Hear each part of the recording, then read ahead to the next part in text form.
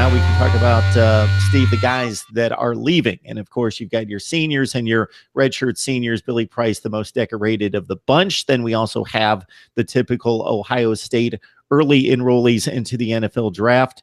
I've seen mock drafts that place about the typical allotment of Urban Meyer era Ohio State players somewhere in the 3 range. Billy Price, Denzel Ward, Sam Hubbard, according to one of the latest mock drafts that I saw. Just your thoughts about how good of NFL players that those guys could turn out to be, and talk about possible replacements and what needs to be done to shore up the reinforcements.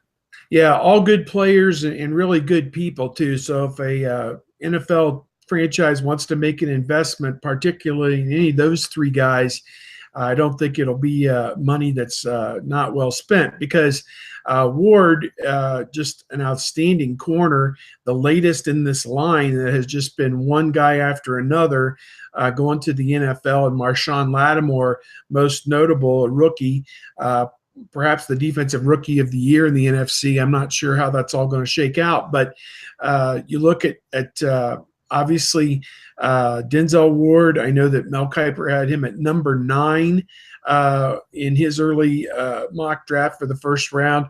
Sam Hubbard, a defensive end, he had just a humongous game against USC. I think 2.5 sacks, 3.5 tackles for loss.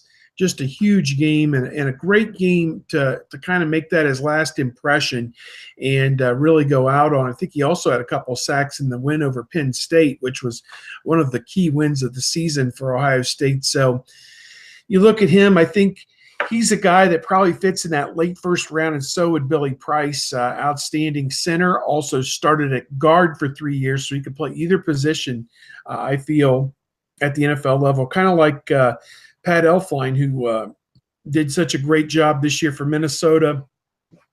They're in the NFC Championship game this weekend. So I look at those 3 guys. They're solid NFL candidates.